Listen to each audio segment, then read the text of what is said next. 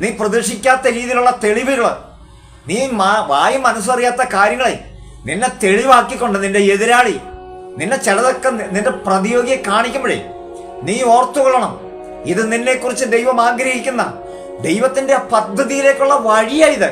ദൈവം നമ്മളെ ആ വാഗ്ദത്തം ചെയ്ത സ്ഥലത്തേക്ക് എത്തുന്നതിന് മുമ്പ് നമ്മൾ പിറുപിറുപ്പുകാരും ദൈവത്തോട് കുറ്റം പറയുന്നവരും മനസ്സ് ക്ഷീണിക്കുന്നവരാകരുത്.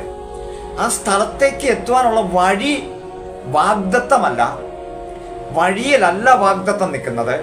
നമുക്ക് വാഗ്ദത്തം ചെയ്തിരിക്കുന്ന സ്ഥലം ഉണ്ട്, നമുക്ക് എല്ലാവർക്കും ഉണ്ട്. ദൈവം വാഗ്ദത്തം ചെയ്യുന്ന സ്ഥലത്ത് എത്തുന്നത് വരെ നമ്മൾ ആ വഴിയിലൂടെ തന്നെ പോകണം. അതാണ് ഇവിടെ പഠിപ്പിക്കുന്നത്. കർത്താവിന്റെ സ്തോത്രം. ഇങ്ങനെ നമ്മൾ നോക്കിക്കഴിഞ്ഞാൽ ഭക്തന്മാരുടെ വഴികളൊക്കെ നമ്മൾ ജസ്റ്റ് ഒന്ന് നോക്കുമ്പോൾ നമുക്ക് പിടികിട്ടും. യോസേപ്പിന് ദൈവം ഒരു വഴി അങ്ങ് കൊടുത്തു. കാരണം യോസേപ്പിന് കൊച്ചുനാളിൽ തന്നെ ദൈവം ഒരു ദർശനം കൊടുത്തു. ദർശനം കൊടുത്തത് നമുക്ക് എല്ലാവർക്കും അറിയാലോ. ദർശനം കൊടുത്തത് രണ്ടും ഭയങ്കര ദർശനമാണ്. എന്നാൽ ഈ ദർശനത്തിലേക്ക് എത്തുവാൻ യോസേപ്പ് ചിന്തിക്കുന്ന വഴിയല്ല വഴി. ആ വഴിയിലേക്ക് എത്തുവാനായിട്ട് ദൈവം അവനെ നടത്തിയ നടത്തിക്കലാണ് പിന്നീട് ചരിത്രം മുഴുവൻ നമ്മൾ കാണുന്നത്. അത് ഒരു സ്ഥലത്ത് ഒടുവിലേക്ക് വന്നു കഴിഞ്ഞപ്പോൾ യോസേപ്പ് താൻ ഇങ്ങനെ പറയുന്നുണ്ട്. കർത്താവിന്റെ സ്തോത്രം. അതുകൊണ്ട് ഉൽപ്പത്തി പുസ്തകം 40-ാം അധ്യായത്തിന്റെ 14-15 വാക്യം വായിക്കുമ്പോൾ യോസേപ്പ് പറയുന്ന ഒരു ഭാഗമുണ്ട്. കർത്താവിന്റെ സ്തോത്രം. ഉൽപ്പത്തി പുസ്തകം 40-ാം അധ്യായത്തിന്റെ 14-15 വേദഭാഗം. എന്നാൽ നീ ശുഭമായിരിക്കുമ്പോൾ എന്നെ ഓർത്ത് എന്നോട് ദയ ചെയ്ത്. ഈ പറയുന്നത് ഏതാ? മറ്റേ പാനപാത്ര വാഹകനായിരിക്കുന്ന പ്രമാണിയോട് പറയുകയാണ്. അതിന്റെ കാരണം യോസേപ്പിനെ നടത്തുന്ന വഴി അവൻ അവിടുന്ന് പുറപ്പെട്ടു വന്നതിന് തൊട്ടു മുമ്പ് അവന് ദൈവം കൊടുത്ത വഴി സ്വപ്നമാണ്. അപ്പൊ സ്വപ്നത്തിലൂടെ ദൈവം അവനോട് ഒരു ഇടപെടൽ അങ്ങ് നടത്തി. ആ ഇടപെടലിലൂടെ താൻ മുൻപോട്ട് പോവുകയാണ്. ആദ്യം അത് സഹോദരന്മാരോട് പറഞ്ഞു. സഹോദരന്മാർക്ക് ഭയങ്കര ഇഷ്ടക്കുറവായി. അത് കഴിഞ്ഞ ശേഷം പിതാവിനോട് പറഞ്ഞപ്പോൾ പിതാവ് ഭയങ്കരമായിട്ട് കോപിച്ചു. കർത്താവിന്റെ സ്തോത്രം.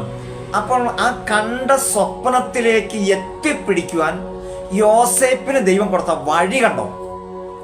ആ വഴി ദൈവം മക്കൾ ശ്രദ്ധിക്കണം. അപ്പൊ നമ്മളെ ദൈവം നടത്തുന്ന വഴികളിൽ നമ്മൾ വളരെ സൂക്ഷിച്ചോളണം. അവിടെ നമ്മൾ ദുർമോഹികളാകരുത്. ഇവിടെ യോസേപ്പ് ഈ കൊച്ചിപ്പം ഒരു ദുർമോഹം കാണിക്കുന്ന ഭാഗമാണ് നമ്മളിപ്പോൾ വായിക്കാൻ പോകുന്നത്. കർത്താവിന്റെ സ്തോത്രം.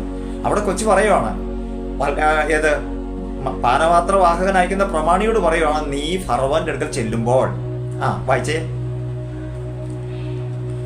എന്നാൽ നീ ശുഭമായിരിക്കുമ്പോൾ എന്നെ ഓർത്ത് എന്നോട് ദയ ചെയ്ത്. എന്നെ ഓർത്ത് എന്നോട് ദയ ചെയ്ത് ഫറവോനെ എന്റെ വസ്തുത ബോധിപ്പിച്ച്. ഫറവോന് എന്റെ വസ്തുത ബോധിപ്പിച്ച് എന്നെ ഈ വീട്ടിൽ നിന്നും വിടുവിക്കണമേ. എന്നെ ഈ വീട്ടിൽ നിന്ന് വിടുവിക്കണം. എന്നെ എബ്രായരുടെ ദേശത്ത് നിന്ന് കട്ടുകൊണ്ടു പോന്നതാകുന്നു. കണ്ടോ? പുള്ളി പറയാണ്, എന്നെ എബ്രായരുടെ ദേശത്ത് നിന്ന് കൊണ്ടുവന്നതാകുന്നു. ഈ കുണ്ടറയിൽ എന്നെ ഇടേണ്ടതിന് ഞാൻ ഇവിടെയും യാതൊന്നും ചെയ്തിട്ടില്ല. ഇവിടെ ഞാൻ യാതൊന്നും ചെയ്തിട്ടില്ല. അതിനകത്ത് ഒരു വലിയ ഒരു വിഷയം കിടപ്പുണ്ട്. ദൈവം മക്കൾ അത് ശ്രദ്ധിക്കണം. ഇവനെ നടത്തുന്ന ദൈവം ഇവനോട് കൂടെ ഇരിക്കുന്നുണ്ട്. യോസേപ്പിനോട് കൂടെ ഇരിക്കുക. പക്ഷെ ഈ പൊട്ടക്കിണറിലും യോസേപ്പിന് ദൈവത്തിന്റെ ഈ സ്വപ്നത്തിലേക്കുള്ള വഴിയാണെന്ന് പിടികിട്ടുന്നില്ല. അത് കാരണം കൊണ്ട് പുള്ളി ക്ഷീണിച്ചു പോവുകയാണ്. അവിടുന്ന് വീണ്ടും പോത്തിഫോറിന്റെ ഭവനത്തിലെത്തി. അവിടെയും ദൈവം അവനോട് കൂടെ ഇരിക്കുന്നു. ഇവനോട് കൂടെ ദൈവമുണ്ടെന്ന് ആ ജാതിക്ക് പിടികിട്ടുന്നു. അവൻ ഇവനെ സകല അധികാരം ഏൽപ്പിക്കുന്നു. കർത്താവിന്റെ സ്തോത്രം.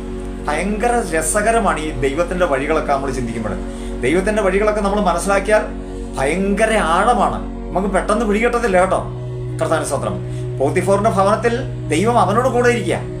അവൻ ചിന്തിക്കുന്നത് ചിലപ്പോൾ ഇന്നല്ലെങ്കിൽ നാളെ എന്നെ ഈ പോത്തിഫാർ ഞാൻ നിഷ്കളങ്കൻ, ഞാൻ കുറ്റവാളി അല്ലെന്ന് മനസ്സിലാക്കിക്കൊണ്ട് എന്നെ എന്റെ നാട്ടിലേക്ക് വിടുമെന്നാണ് ചിന്തിച്ചുകൊണ്ടിരിക്കുന്നത്. പറഞ്ഞിട്ടില്ല കേട്ടോ. കർത്താവിന്റെ സ്തോത്രം. അവന്റെ ആഗ്രഹം അതാ. എന്നാൽ അവിടെ ഒരു പ്രതിസന്ധി വരികയാണ്. അത് രണ്ട് വിഷയമെന്ന് പറയുന്നത്, ഒരു വിഷയം പോത്തിഫോറിന്റെ ഭവനത്തിൽ അവന്റെ ഡ്രസ്സിനെ പോത്തിഫോറിന്റെ ഭാര്യ ഇങ്ങനെ കാണിച്ചു വെച്ചിരിക്കുക. ഇങ്ങനെ പൊക്കി പിടിച്ചിരിക്കുക. പോത്തിഫോർ വരുമ്പം കാണിക്കാൻ വേണ്ടിട്ട്. കർത്താവിന്റെ സ്തോത്രം. അതിക്ക് മുമ്പ് അവന്റെ വസ്ത്രം അവന്റെ ജ്യേഷ്ഠന്മാര് കൊണ്ടുപോയി ഈ ആടിന്റെ രക്തമൊക്കെ പരട്ടിയിട്ട് അപ്പനെ ഇതുപോലെ പൊക്കി കാണിക്കുന്നുണ്ട്. കർത്താവിന്റെ സ്തോത്രം. ഇതെല്ലാം യഥാർത്ഥത്തിൽ എന്നതാ? ഞാൻ കുറ്റക്കാരനല്ലല്ലോ, ഞാൻ ഒരു തെറ്റും ചെയ്തിട്ടില്ലല്ലോ, ഞാൻ ഒരു ദോഷവും ചെയ്തിട്ടില്ലല്ലോ, പിന്നെ എന്തുകൊണ്ടാണ് എനിക്ക് ഈ ഗതി വരുന്നതെന്ന് ചോദിക്കുന്ന ദൈവ മക്കളുള്ള ദൈവത്തിന്റെ ആലോചനയാണോ? കർത്താവിന്റെ സ്തോത്രം, ഹല്ലേലൂയ. യഥാർത്ഥത്തിൽ ഞാൻ തെറ്റ് ചെയ്തില്ലല്ലോ, നീ തെറ്റ് ചെയ്തില്ല. പക്ഷെ നിന്നെ കുറിച്ചുള്ള ദൈവത്തിന്റെ പദ്ധതിയിലേക്ക് നിന്നെ നടത്തുന്ന വഴിയ ദൈവ പൈതലേ, നീ പ്രതീക്ഷിക്കാത്ത രീതിയിലുള്ള തെളിവുകള്, നീ വായി മനസ്സറിയാത്ത കാര്യങ്ങളെ നിന്നെ തെളിവാക്കിക്കൊണ്ട് നിന്റെ എതിരാളി, നിന്നെ ചിലതൊക്കെ നിന്റെ പ്രതിയോഗിയെ കാണിക്കുമ്പോഴേ നീ ഓർത്തുകൊള്ളണം, ഇത് നിന്നെ കുറിച്ച് ദൈവം ആഗ്രഹിക്കുന്ന ദൈവത്തിന്റെ ആ പദ്ധതിയിലേക്കുള്ള വഴിയാ ഇത്. അല്ലാതെ ദൈവം അറിയാതെ അല്ല കേട്ടോ. ഇവിടെ അപ്പനെ ഇപ്പോൾ ജ്യേഷ്ഠ സഹോദരന്മാര് അവന്റെ വസ്ത്രം ആടിന്റെ രക്തം മുക്കി ഇങ്ങനെ കാണിക്കുന്നതും അതെല്ലാം ഇവനെ ദൈവം കാണിച്ച ദർശനത്തിന്റെ വഴിയിലേക്ക് ദൈവം നടത്തുന്നതായിരുന്നു. കർത്താവിന്റെ സ്തോത്രം, ഹല്ലേലൂയ.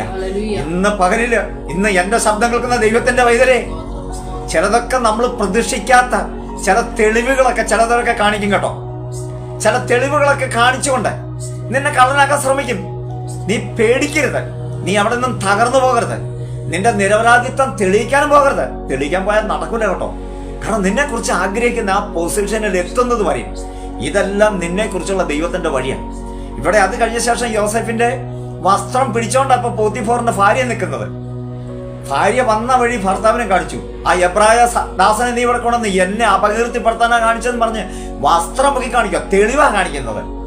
കർത്താവിന്റെ സ്തോത്രം. അവിടെ നിരപരാധിത്വമൊന്നും തെളിയിക്കാൻ പറ്റിയില്ല കേട്ടോ. കർത്താവിന്റെ സ്തോത്രം. നിരപരാധിത്വമൊന്നും ആ കൊച്ചി കാണിച്ചില്ല. ഉടനെ തന്നെ ഈ പോത്തിഫോർ എന്ത് ചെയ്തെന്നറിയാമോ? അവിടെയുള്ള മറ്റു കുറ്റവാളികളെ ഇടുന്ന തടവറയിലേക്കല്ല ഇവരെ കൊണ്ടുപോയത്, രാജാവിന്റെ ആ തടവറയിലേക്കാണ് ഇവരെ കൊണ്ടുപോയത്. രാജാവിന്റെ തടവറയിൽ വരുന്നത് ഉദ്യോഗസ്ഥന്മാരാണ്, ശിക്ഷിക്കപ്പെട്ട ഉദ്യോഗസ്ഥന്മാരാണ് വരുന്നത്. അവിടേക്കാണ് ഇവനെ കൊണ്ടുപോയത്. ഇവൻ അവിടെ ചെന്നു. അവിടെ ചെന്ന് കഴിഞ്ഞപ്പോഴും ഈ ദൈവം ഇവനോട് കൂടെ ഇരിക്കുവാണ് കേട്ടോ. ഹല്ലേലൂയ. ഒരു ദർശനം നൽകി ആ ദർശനത്തിലേക്ക് എത്തിക്കുവാൻ ദൈവം ഒരുക്കുന്ന വഴി കണ്ടോ. അപ്പൊ ഒന്നൊന്ന് പരിശോധിച്ച് നോക്കിയാൽ കേട്ടോ, നമ്മുടെ ജീവിതത്തിൽ ഈ ദിവസങ്ങളിൽ നമ്മൾ അഭിമുഖീകരിക്കുന്ന പല പ്രശ്നങ്ങളും ദൈവം നമ്മളെ കുറിച്ച് ആഗ്രഹിക്കുന്ന ആ വഴിയിലേക്ക് കൊണ്ടുപോയിക്കൊണ്ടിരിക്കുക. ദൈവം കാലാകാലങ്ങളിലായി പറഞ്ഞ വാഗ്ദത്തങ്ങളില്ലേ, അതിലേക്ക് ദൈവം ഇങ്ങനെ നടത്തുന്ന അനുഭവമായത്. അല്ലാതെ നശിപ്പിക്കാനുള്ള ദൈവം ഇതിലെ. അതുകൊണ്ട് ഇന്ന് നമുക്കൊന്ന് ധൈര്യപ്പെടാം, നമുക്കൊന്ന് ബലപ്പെടാം. ഇത് കർത്താവിന്റെ വഴിയാണെന്ന് നമുക്കൊന്ന് മനസ്സിലാക്കാം. ആ വഴിയിൽ വെച്ച് നീ ആശിക്കരുത്. ആ വഴിയല്ല നിന്റെ വാഗ്ദത്തം. അതിന്റെയൊക്കെ അപ്പുറത്ത് സുഭിക്ഷമായ ഒരു സ്ഥലമുണ്ടെന്നേ. ഇതെല്ലാം മാറി ഒരു നല്ല സുഭിക്ഷമായ ഒരു വഴി നിനക്കുണ്ട്. ആ സ്ഥലത്തേക്ക് നിന്നെ എത്തിക്കുന്ന വഴിയാണിത്. പക്ഷെ ഇടയ്ക്ക് വെച്ച് നീ തകർന്നു പോകരുത്, നീ മനസ്സ് തകർന്നു പോകരുത്. അതാണ് അവിടെ കാണിക്കുന്നത്. അപ്പൊ ഇപ്പം ഒടുവിൽ നമ്മൾ കാണുന്നത് യോസേപ്പ് ഹല്ലേലൂയ സ്തോത്രം തടവറയിൽ കിടന്നുകൊണ്ട് രണ്ടു പേരോട്, രാജാവിന്റെ രണ്ട് പ്രമാണികളോട് ദൂത് പറയുകയാണ്. അത് സംഭവിച്ചത് എന്നാന്നറിയാമോ? സ്വപ്നത്തിലാണ് കേട്ടോ. യോസഫ് ഇവിടെ എത്തിയത് എന്തുകൊണ്ടാണെന്നറിയാമോ? സ്വപ്നം കൊണ്ടാ. ജ്യേഷ്ഠന്മാർ ഇവനെ വിറ്റതെന്നാ? സ്വപ്നക്കാരൻ വരുന്നുണ്ടെന്നാ പറഞ്ഞേ. ഇവന്റെ സ്വപ്നമാ വിഷയം. കർത്താവിന്റെ സ്തോത്രം. സ്വപ്നമാണ് ഇവനെ ഇവിടെ അവരെ എത്തിച്ചിരിക്കുന്നത്. അപ്പൊ സ്വപ്നം കൊടുത്തതാരാ? നമ്മുടെ കർത്താവാ. ആരാ നിനക്ക് ഈ കൃപയൊക്കെ തന്നത്? നിന്റെ കർത്താവാ. ആരാണ് ഈ അനുഗ്രഹങ്ങളൊക്കെ തന്നത്? നിനക്കിത് തന്നതാരാ? നിന്റെ കർത്താവാ. നിന്റെ കർത്താവ് ഏത് കൃപയാണ് നിനക്ക് തന്നിരിക്കുന്നത്? ഏത് അനുഗ്രഹം നിനക്ക് തന്നിരിക്കുന്നത്? അതേ അനുഗ്രഹത്തിലൂടെ നിന്നെ ഉയർത്തുന്ന പദ്ധതി ഉണ്ടെന്ന് ഇവിടെ കാണിക്കുക. അതാ ഇവിടെ കാണിക്കുന്നത്. ഇതെല്ലാം കാണിച്ചു കഴിയുമ്പോൾ നമ്മള് ദൈവത്തിന്റെ കൃപയിൽ ആശ്രയിച്ച് നല്ല ശക്തരായി തീരണം. പതറിപ്പോകരുത്. നമ്മൾ നല്ല ഉറപ്പും ധൈര്യമുള്ളവനായി തീരണം. ഇവിടെ ഇപ്പോൾ യോസേപ്പ് ഫറവോന്റെ ആ പ്രമാണിയോട് പറയുന്ന വാക്കാ നമ്മളാ വായിച്ചത് 40-ാം അധ്യായത്തില്. അതൊന്നാണ് വായിച്ചേ.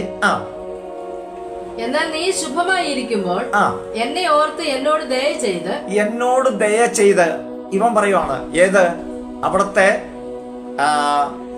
പ്രമാണിയോട് പറയുവാണ് എന്നോട് ദയ ചെയ്യാൻ. എന്തിനാടാ നിന്നോട് ദയ കാണിക്കുന്നേ? നിന്നോട് അവൻ ദയ കാണിച്ചു, ഇരിക്കട്ടെ, ദയ കാണിച്ചെന്നങ്ങിരിക്കട്ടെ.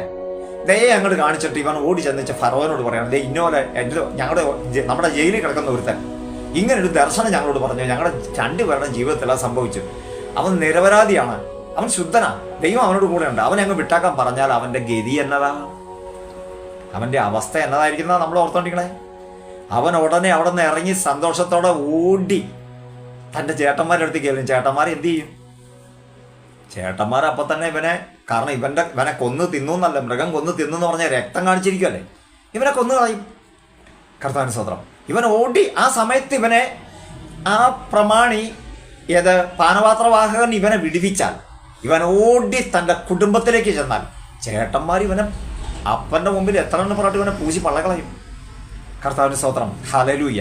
അപ്പോൾ ഈ ദൈവം നടത്തുന്ന വഴി വിട്ട് അതിൻ്റെ ഇപ്പുറത്ത് നമുക്ക് വല്ലതും വേണമെന്നൊക്കെ പറഞ്ഞുകൊണ്ട് നമ്മൾ ഓടിയാലേ ഭയങ്കര വിഷയം വരും. അപ്പം നമ്മൾ എവിടെ നിന്നാണ് പോകുന്നതെന്നറിയാം? മരുഭൂമിയിൽ നിന്നാണ് പോകുന്നത് കേട്ടോ.